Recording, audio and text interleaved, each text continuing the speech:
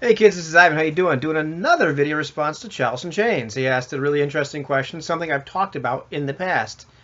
And so the idea, the question I believe he said is, does the game belong to the creators or the players? And so, well, depends. Depends on what you're talking about. And this is my opinion, just my opinion. I have some experience, more experience like in music than I do in gaming. In terms of legality and stuff, and in terms of, well, I guess creative stuff, I have experience in both. So, I'm going to probably misquote this a little bit, but Ian Malcolm in Jurassic Park, he said, you got so excited because you could. You never stopped to think if you should. And of course, he's talking about creating dinosaurs, which I think was a great idea, to be honest with you. You know, what could possibly go wrong? But, yeah, I've said this before. In terms of, buying a game, you buy Lamentations of the Flame Princess, you buy something else, you own that. You bought that book. You're not renting it. Game's yours now.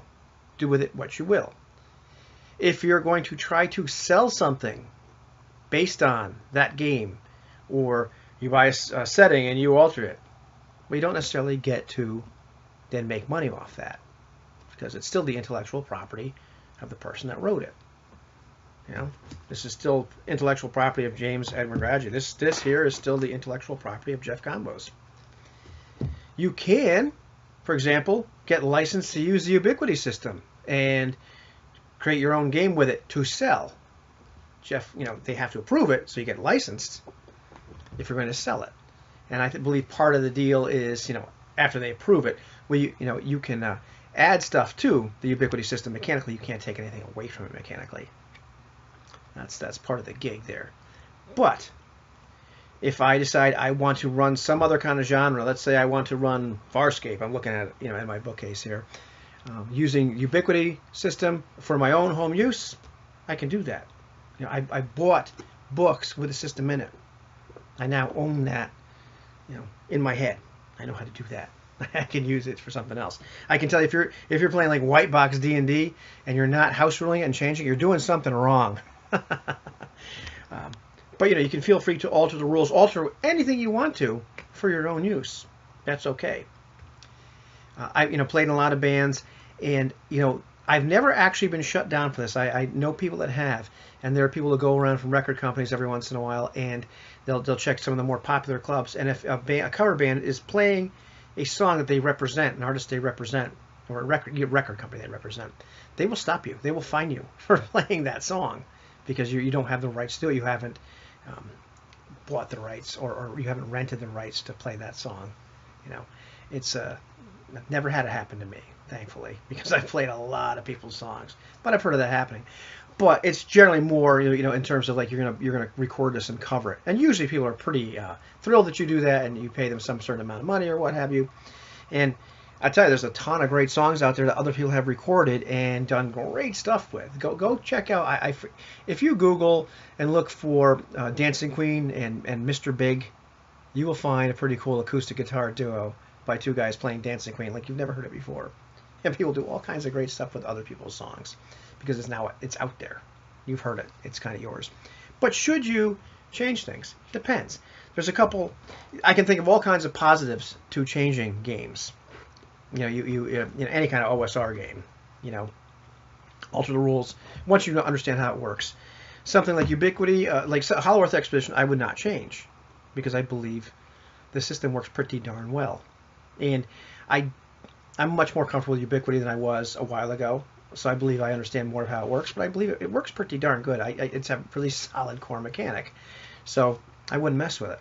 I could if I wanted to, but I don't see the need to. There's some tweak room available here. Although this is actually, this is a product that's been tweaked to all get out. This is tweaked BXD&D, and which later beyond was a basic fantasy role playing game, and then James tweaked it some more. It's a pretty good set of tweaks at that point. But he's using the OSR, the open game license rather. So it gets to do that. Would I change something in Circle of Hands? Well, here's an interesting thing. Ron Edwards, this is a really prescriptive game. He tells you why you should play it, like he says you should play it. And pretty much, I'm probably misquoting, but he almost just goes out and says, if you play this differently, you're not really playing this game. You know, there's a certain way to play this. Here's why. Here's the effect you're going for. If you start messing with it, you're no longer playing that game. I like that when a game is prescriptive, but tells you kind of like, why should you do this? Like, what are the reasons you should play it this way and not play it some other way? So I get it. Can I play any way I want to in my own home with my friends? Yes. I can do whatever I want to with it. But should I? That becomes the question. In terms of messing with a setting, I think was some of the examples that Sam gave. You know, that's where I'm like, hey, do whatever you want. It's your setting. Once you bought it, it's yours. Once you've heard of it, it's yours. You can do anything in your own house. No RPG police are ever going to come to your house and say, hey, you can't do that. That's insane. That's insane. Should you? If you're telling, well, hey, that's up to you. But if you're telling other people that you're going to be playing in the Forgotten Realms, but you've completely changed it, well, you've got to at least tell them, you know, so they know what to expect, because they may be expecting something different. So, I think it boils down to communication more than anything else. So, yeah, interesting topic. A lot of it, I think is a little silly when people get too heated about stuff like, you can't change that.